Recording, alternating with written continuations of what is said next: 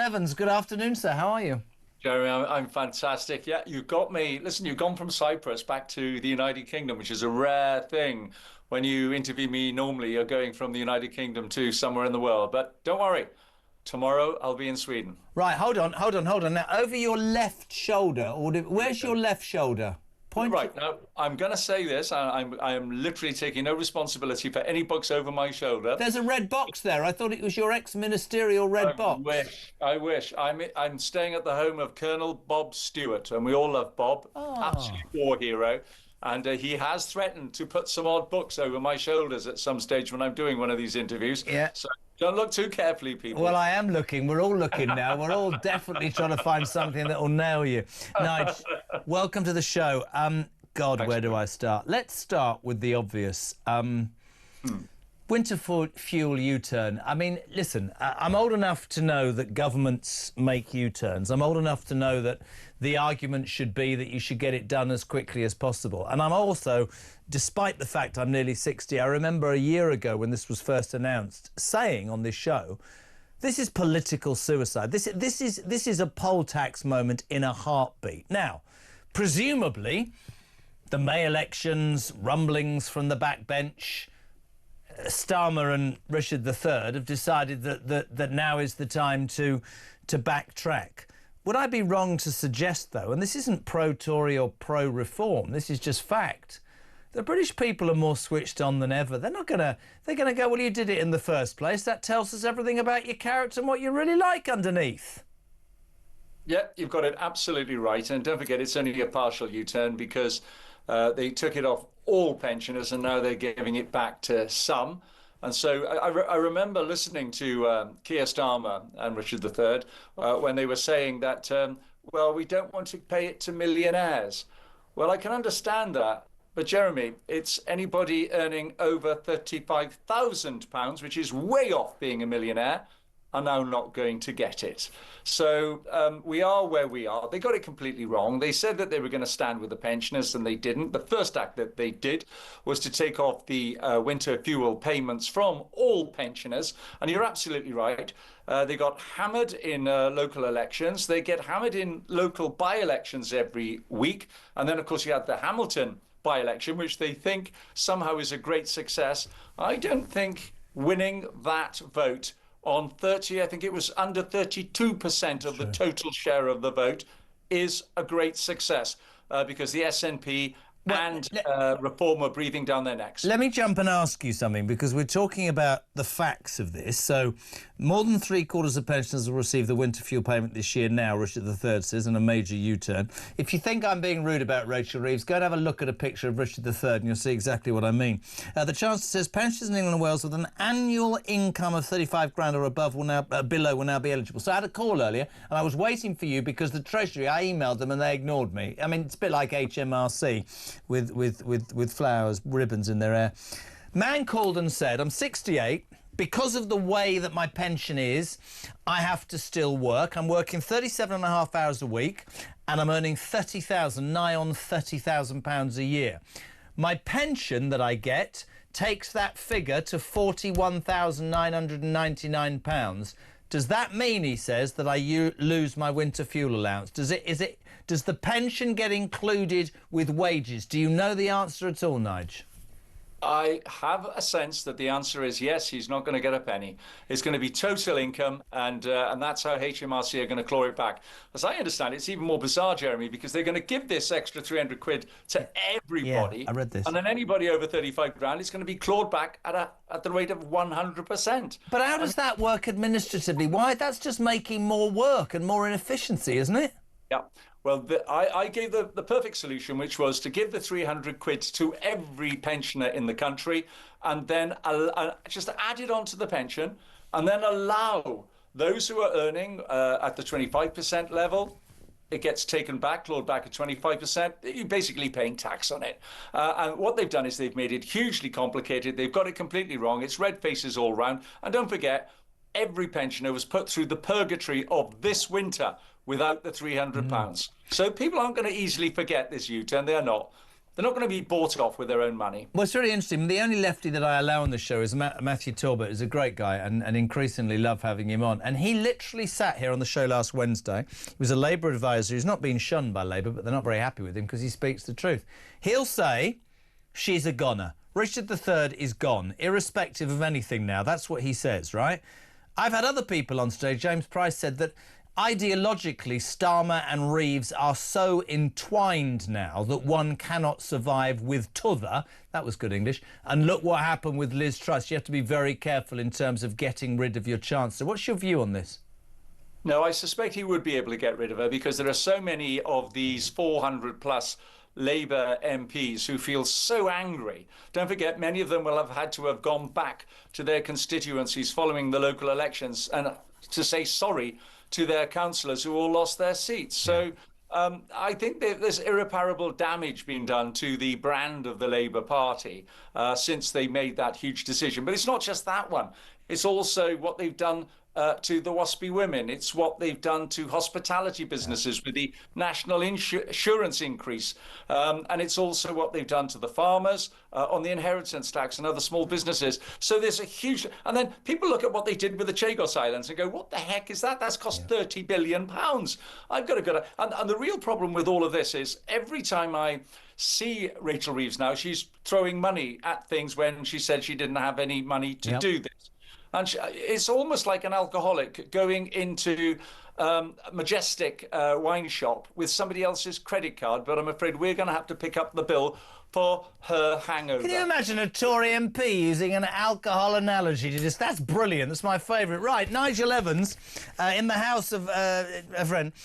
Front page of the Sun today. Brilliant. Insane. £4.7 billion is the cost of housing and caring for migrants in hotels in the United Kingdom. And this was proven today to be the equivalent, Nige, to the total tax contributions of 582,000 working men and women, which is the equivalent of Manchester. Now, can we just... I know we all sit here and we're appalled and we're like, what are the answers? This is beyond an issue that concerns people. This is, I think, central to everybody, morally, politically. This is getting to the point, and I really feel this, I've said it repeatedly to you and to other people, whereby people are so upset that they're at the back of the queue, that the people are so upset that they feel that they're being shown no love, consideration, compassion, that actually you can come to this country and be treated better than people who have lived here all their lives. I'm not saying that people will take to the streets. I'm not saying that Reform will get elected. What I'm saying is, I don't know, you're not in politics anymore, but I would say to any politician, you lot do not give me the impression that you understand the severity and the depth of anger the British people are feeling about this. Yeah, you've only got to talk to anybody in any pub, quite frankly, going back to alcohol for a second. Yeah, there he is again. Jeremy, everybody knows that this is totally unsustainable and it is unfair. That bill of almost £5 billion, that is the equivalent of over 2p cut in income tax. And we all know, because of all the extra spending that Rachel Reeves is doing currently, that this is all going to have to be paid for by somebody. The markets just won't let her carrying on spending without it becoming within some sort of framework. And so this £4.7 billion. And the real problem is, Jeremy, that it's 4.7 billion now, but it's going to be 5 billion very shortly, and then 5.5 and then 6 billion pounds, because the number of people coming into the United Kingdom illegally on those boats is increasing every day. And what, Yvette Cooper? She's blaming the sun. The weather's too good, really. Really? I would say this, and because I know with you, you're always honest and you don't hide behind anything, which is why we will always love having you on. There will be Tory MPs who will be rejoicing in the fact that this problem has got worse under Labour. But the Tory government was in for 14 years, and I've had thousands of people say to me that the Tories, whether you throw Rwanda at me or not, and it should have been quicker or sooner or whatever, but they didn't sort this. In fact, the situation got worse and worse over those 14 years. Yes, Blair started it. Yes, crushing the boats the gangs isn't obviously the answer, but you had 14 years, and when you look at it, when you look at how big a problem this is, that must be a source of embarrassment, Nige, truly. Yeah, you probably can see under my tan that I am really going red, because I literally am. I am apologetic by the way that we dealt with this issue. In fact, we didn't deal with the issue. It's as simple as that. It got worse and worse and worse, and then Rishi caved in right at the end. He couldn't send anybody to Rwanda and decided to throw it all away. He gave up in the end without even sending a decent, I think it was like 3 people who got to Rwanda and we had to pay them to go. It was impossible. And so we've let people down badly. And I'll say this now as well, that Kemi thinks she's got several months grace before she can dream up some policy. And the reality is she hasn't got the luxury. Well, now this is really interesting you're saying that, because I've been saying to you for 6 months that if I hear, and I don't from you, which is why I have you on, if I hear one more Tory say to me, what Kemi's doing is she's taking stock and she's looking at a review and she's trying to work out where she went wrong. You went wrong because you didn't bloody well do what you told the British people you were going to do. That's the point. And I mean, she's come out about this burqa thing, but there is still, we can talk about reform, there's still no meat on the bone. And I think the British people are going to go, so we elected a Labour government who went, well, the Tories are responsible, let's crush the gangs. And now it's even worse. And the Tories are going, well, let's vote us in, because they're...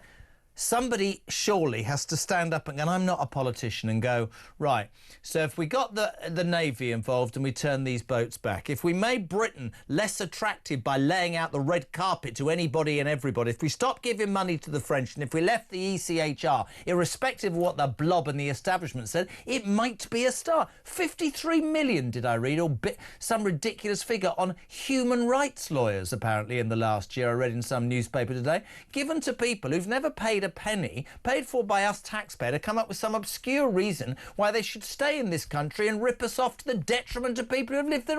Make any sense, Nige? No, it doesn't make any sense. And I think the real problem, when I've read between the lines as to why we're going through this particular process of a peer-led review into what should be the response to stopping the boats and the European Convention of Human Rights, I think the simple thing is this, that even as dwindled as the Tory party is with 121 MPs, it's still a broad spectrum. It's a broad church of people. And if Kemi was tomorrow to come out and say, right, that's it, we've had enough, we're leaving the convention. And don't forget, the United Kingdom's not the only country who think that it's broken. Then all of a sudden, some of these on the left wing of the Tory party are going to turn on her. Well, I've got to tell you, part of the real problem as to why we lost so many Tory MPs at the last election is because they were telling Rishi that he couldn't do the things that he needed to do. And now they're no longer members of Parliament. And if Kemi carries on listening to the people on the left of the party who say that you've got to be very cautious about where and how we proceed on this particular matter, then they're not going to be members of Parliament either. If they don't like the direction in which we need to go, then leave the Conservative Party. It's really interesting. I have a friend, I won't get into too much detail, who years and years ago was offered a big job in broadcasting, and basically this particular place had like 7 bosses in 7 years. And anybody that had tried to move away from whatever the norm was fired. And we talked long and hard over several months. And I said, you have to go with your gut. And if it's unpopular and you get fired, you have to be able to look in the mirror. With Kemi Badenoch, and he did, and he stayed for 7 years. When I look at Kemi Badenoch, I completely agree with you. If you try to be all things to all people, you end up a bit like Starmer, I thought, during the election, when it was so broad church, the tent was so wide. He had that woman, Natalie Elphicke, from the far right in Dover, and some woman, ludicrous, right? And I remember saying at the time to you, in fact, God, this is going to end up with him having to please everybody. I need from whoever it is, it might be Nigel, it might be Kemi Badenoch, it won't be Keir Starmer, I think it'll be Nigel, I hope it will be, but I don't know, is somebody to say, and I keep saying it, I can't put it in any other words, this is what I'm putting in front of you. There'll be dark moments, bad moments. I'll mess up occasionally. I'll put my hands in the air, a bit of a journey. There'll be criticism. I've got a pair big enough to stand up to these people. I'm doing it for you. Vote for me if you do, I promise you. And you look at America and you look at what's happening in LA, and the left are up in arms because these poor migrants have been, they're going to be forcibly removed. That's what Donald Trump put in front of the American people, and that's what the popular vote voted for. And it doesn't matter about some loony lefty on The View and Whoopi Goldberg jumping up and down saying he is the devil. The fact of the matter is democracy is there. I would love, I'm talking about, bring you to Zia Yusuf, who in 5 days resigned and came back since I finished the show last Wednesday. But he's come out today and promised mass deportations if Nigel Farage became Prime Minister. Now, that is very Trump-esque and is quite ramped up from what was being said. You can see that happening, and you can see the British people wanting that to happen. Do any politicians have the balls to do it, Nigel? That's what I'm asking. Yeah, well, clearly Zia Yusuf has come out with this policy today, and I think he's absolutely spot on. I agree with him 100%. If there's anybody that is illegal in this country, then they need to be removed. It's as simple as that. They came in here illegally, and they should be removed as quickly as is possible. And if it means pulling out of that European Convention, then we need to do it. If we need derogations, then we need to do it. You can pull out of the convention, Jeremy, and bring in a British Bill of Rights, which protects the rights of all citizens outside of the European Convention. We can do all of this, but we shouldn't be having a European court saying that somebody who illegally entered the United Kingdom, never mind the Dublin Convention, ignoring all of that they came through several safe countries to get to the UK, then they should be able to be removed from this is what the British people want, and we need to get on with it. And Kemi really does need to, and I think this is where her heart is. I absolutely believe that she thinks that we need to stop the boats, that we need to ensure that those who are illegally here need to be removed. And I would say to the Tory MPs who are holding her back, you do it at your peril, because in 4 years' time, you'll be gone. It's always great. Do you know, whenever I have you on, people say, what a shame he's no longer in Parliament, but we love having you on the show. And my regards to Colonel Bob. Many a glass will be for sale. There'll be several glasses of red tonight. Good to have you on, Nigel. Speak to you very soon.